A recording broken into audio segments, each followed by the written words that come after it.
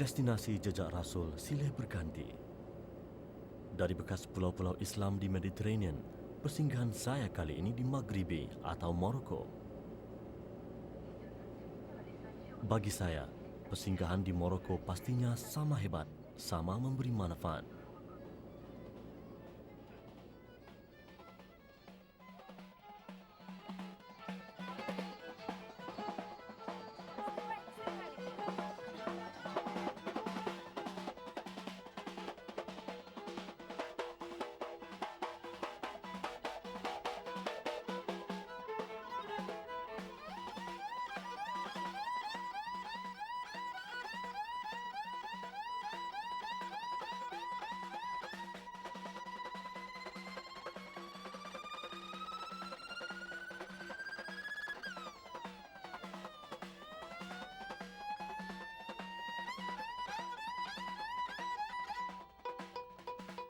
Indah Morocco pada budayanya, kekuatannya pula pada sikap rakyat tempatan yang peramah dan bersedia menerima perubahan.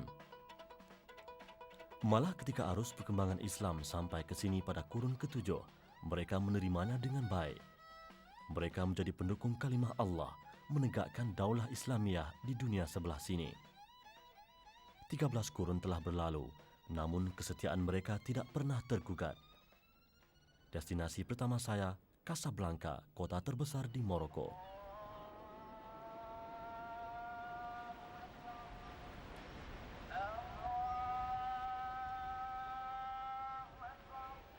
Petang ini, deruan ombak serta laungan azan maghrib dari menara Masjid Hasan seolah-olah menyambut ketibaan jejak Rasul buat kali pertama di Morocco.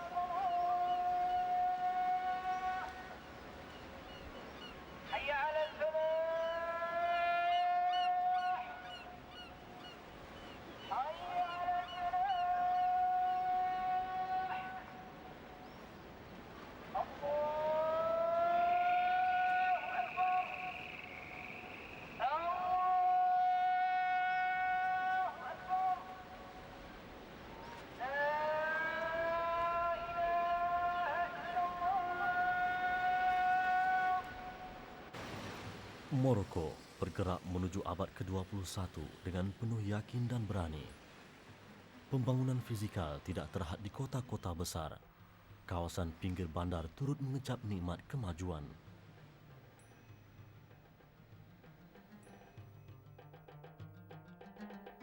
Morocco terletak di barat laut benua Afrika.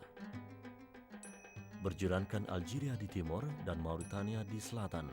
Di barat Laut Atlantik, manakala Laut Mediterranean memisahkannya dengan benua Eropah. Sama ada di kota metropolitan atau di bazar seperti ini, warga Morocco berganding bahu memainkan peranan masing-masing membentuk masa depan lebih gemilang. Warga tua tidak diketepikan. Manakala anak-anak dibimbing sebagai pewaris yang kental mempertahankan agama dan negara.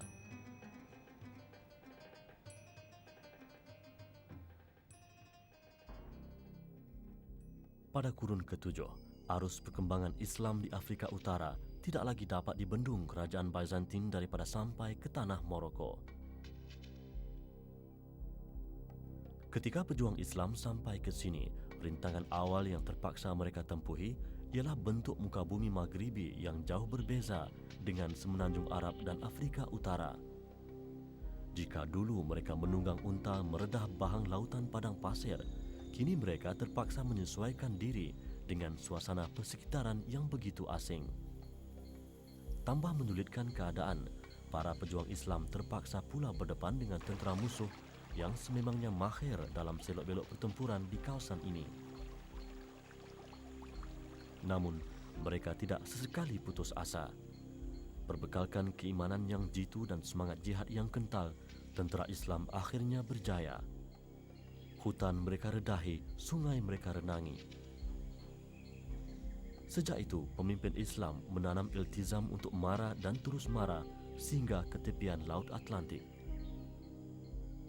Kata-kata bersemangat Uqbah bin Nafi', pemimpin Islam di Afrika Utara ketika itu, sudah cukup menggambarkan kesediaan pejuang Islam untuk melangkah lebih jauh lagi. Sambil berdiri gagah dan memandang jauh menghala Laut Atlantik, Uqbah berkata, "Seandainya masih ada lagi daratan di sebelah sana, nescaya akan kuteruskan perjuangan menegakkan Islam kemana jua sekalipun." Kalaulah benua Amerika telah dijumpai ketika itu, pastinya Uqbah orang pertama yang menyeberang Laut Atlantik demi menegakkan panji-panji Islam di sana. Bumi subur kurniaan ilahi dimanfaatkan lagi dengan penggunaan teknologi dan sistem pengairan terkini. Dianggarkan 1/3 daripada ladang-ladang di Morocco menggunakan jentera moden. Aktiviti pertanian tertumpu di sekitar pesisir Atlantik dan kawasan lembah. Antara tanaman untuk kegunaan tempatan termasuk jagung, gandum, bali, kapas dan padi, manakala buah-buahan sitrus dan sayuran musim sejuk untuk diekspor.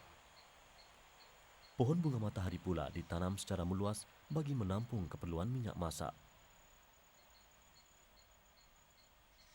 Sektor pertanian menyediakan peluang pekerjaan kepada 50% tenaga kerja Morocco di samping menyumbang 20% daripada keluaran dalam negara kasar.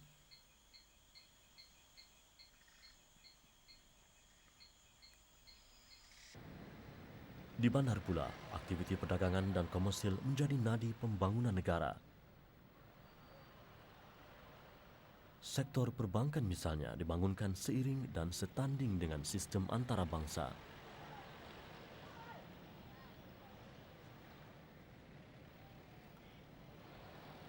Penyediaan infrastruktur ekonomi yang meluas dan berdaya saing antara strategi memikat pelancong ke Morocco. Kemasukan wang pelancong yang berjumlah berjuta-juta ringgit menambahkan pendapatan negara dan rakyat tempatan yang meraih rezeki sebagai penjual cenderamata dan pemandu pelancong.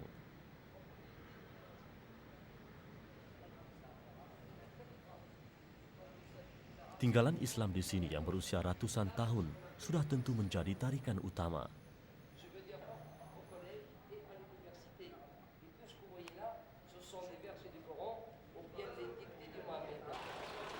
Pengaruh Perancis masih wujud walaupun kuasa Eropah itu telah meninggalkan Morocco 41 tahun lalu.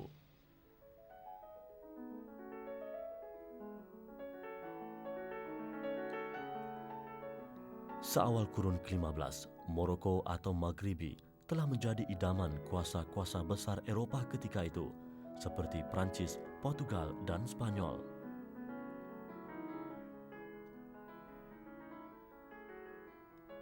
Pada 1912, Morocco diserahkan pada Perancis menerusi Perjanjian Fez. Sejarah dah mencatatkan wujud penentangan daripada kalangan umat Islam ke atas penjajah.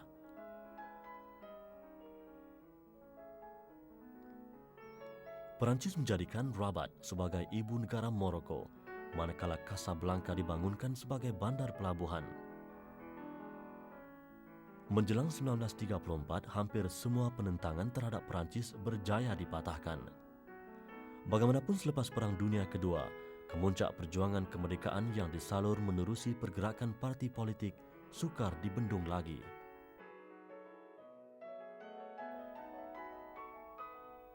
Hasil perjuangan rakyat, Morocco akhirnya mencapai kemerdekaan menerusi perundingan pada 2 Mac 1956. Pemimpin yang memainkan peranan penting ketika itu ialah Sultan Muhammad Al-Khamis atau Muhammad kelima yang terkenal dengan gelaran Bapa Kemerdekaan Morocco.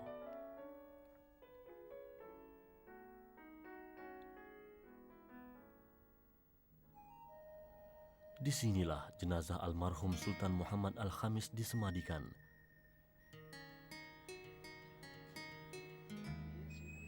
Kompleks makam Muhammad Al-Khamis yang terletak di Rabat dibina pada 1971 oleh puteranya, Raja Hasan II, Sultan Morocco sekarang.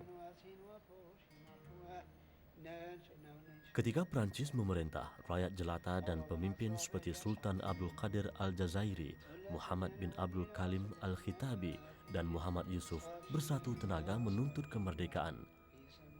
Selepas Perang Dunia Kedua, Sultan Muhammad Al-Khamis dari dinasti Alawiyun tampil menerajui gerakan kemerdekaan yang semakin memuncak. Pada 1953, beliau dibuang negeri dan kemudian dibenarkan kembali 2 tahun selepas itu. Sumbangan Muhammad Al-Khamis menuntut kemerdekaan dan seterusnya membentuk identiti Morocco yang kental perjuangannya dan kukuh pegangan agamanya tetap dikenang sepanjang zaman. Raja Hasan II kini menyambung tugas ayahandanya untuk mendaulatkan sebuah negara yang bernama Morocco.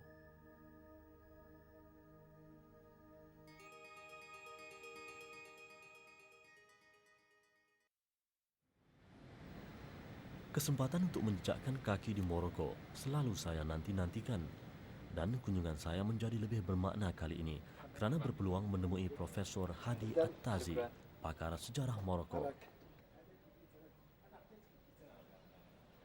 Anak tempatan ini tidak saja mengetahui dengan mendalam selok-belok sejarah Maghribi yang menjangkau ribuan tahun.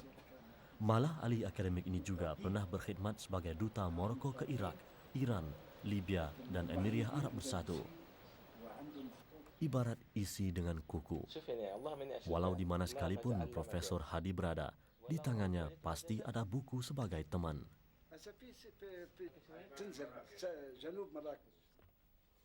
Selain rajin membaca, Profesor Hadi juga mengarang buku sejarah.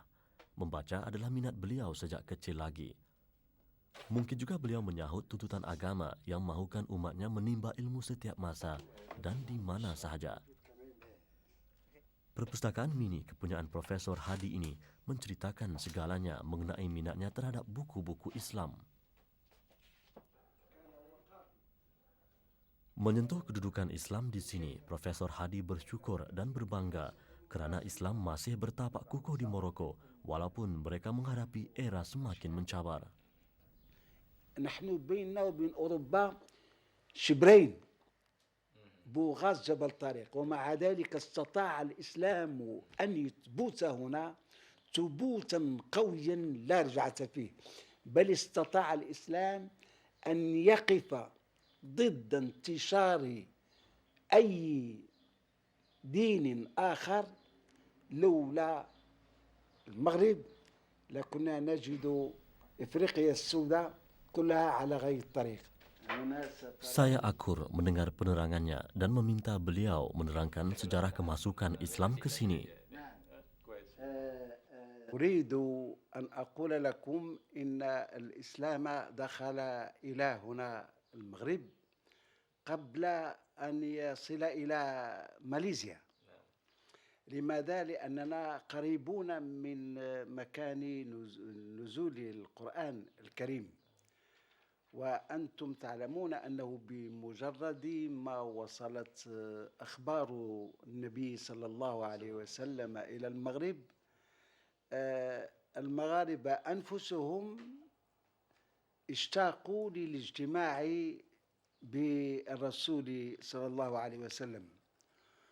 طبعا كانت هذه المرحلة الأولى مرحلة تعارف، ولكن بعد ذلك بوقت قليل في إبان الصحابة والخلفاء الراشدين اتجه الإسلام نحو المغرب، سيما بعد أن تمكن المسلمون من صنع أساطيل تمخر عباب البحر المتوسط.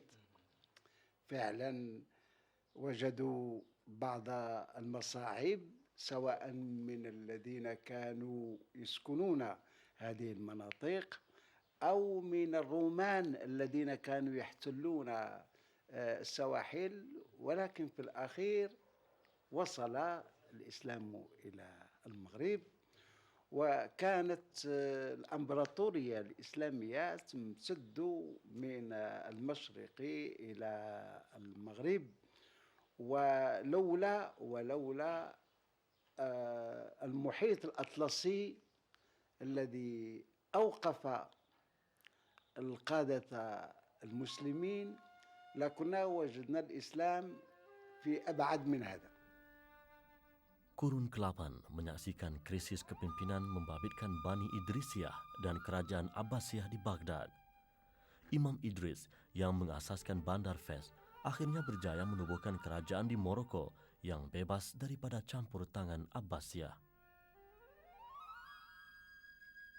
ولكن الخليفة العباسي تضايق من وجود هؤلاء الأدارسة فبعث من اغتال الإمام إدريس، وكان يعتقد أن وفاة الإمام إدريس ربما ستجعل حدا للدولة الإدريسية، ولكن الدولة الإدريسية نمت وترعرعت، واستمر الأمر على ذلك إلى أن جاءت الدولة المرابطية.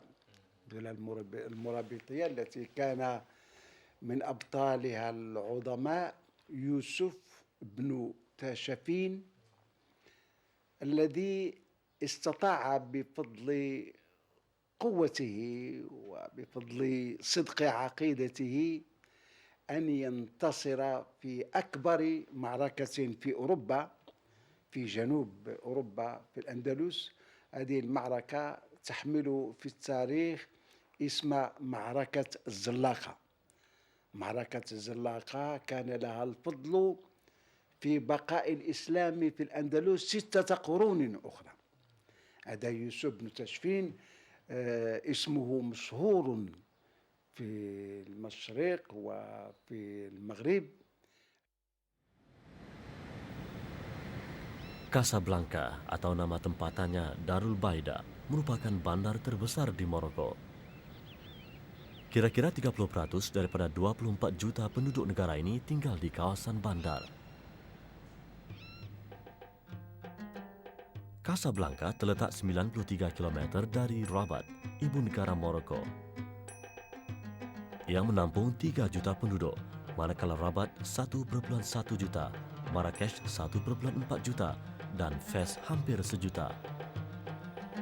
Walaupun Rabat dipilih sebagai ibu negara Morocco, Casablanca menjadi pusat kegiatan ekonomi dan industri.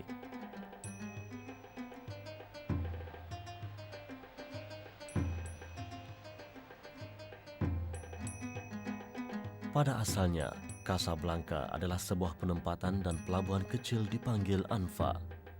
Pada kurun ke-16, Portugal menggelar tempat ini Casabranca. Pada penghujung kurun ke-18, pemerintah baru Spanyol mengubah nama Casabranca kepada Casablanca, gelaran yang popular sehingga ke hari ini.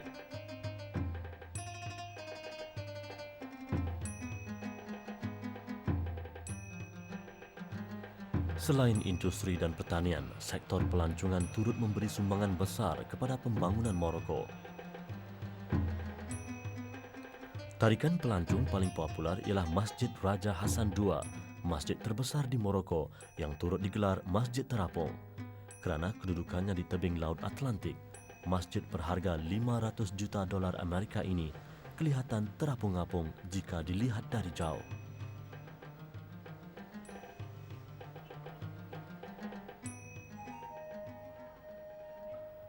Masjid ini dibuka secara rasmi pada 30 Ogos 1993.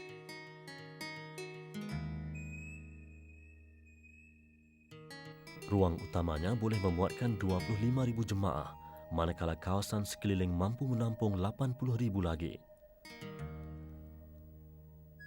Menara setinggi 200 meter ini pula merupakan menara masjid tertinggi di dunia.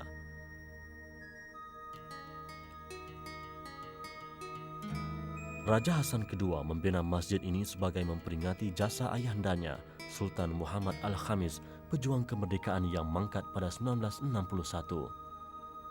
Kerja-kerja pembinaan memakan masa 6 tahun.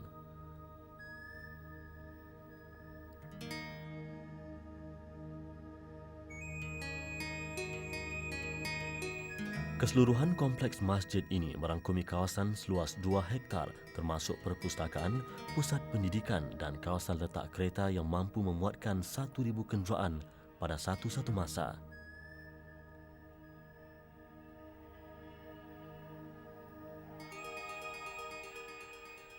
Kilauan lantai marmar reka bentuk geometrik buatan tangan ini menerbitkan suasana indah dan tenang di Dewan Utama.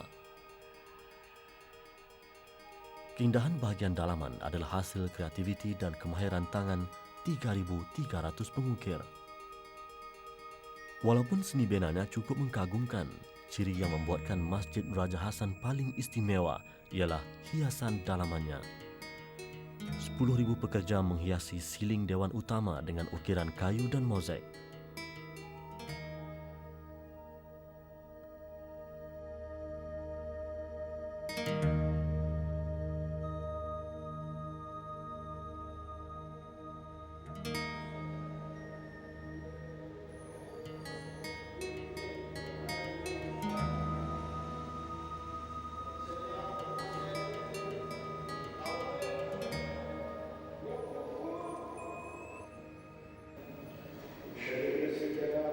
Selain 3 imam dan 4 bilal, masjid ini mempunyai jumlah kaki tangan yang mencukupi untuk menyelia hal-hal berkaitan ibadat, pentadbiran, kebersihan dan keselamatan.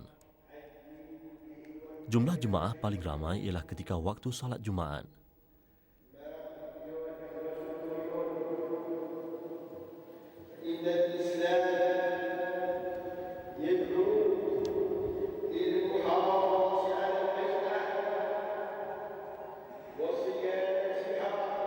Masjid Raja Hassan II adalah projek pembinaan awam paling besar dalam sejarah Morocco. Ia melambangkan komitmen jitu umat Maghribi untuk terus mempertahankan syiar Islam di dunia sebelah sini. Masjid ini juga simbolik kepada era gemilang pemerintahan Islam di sini sejak dulu hingga kini.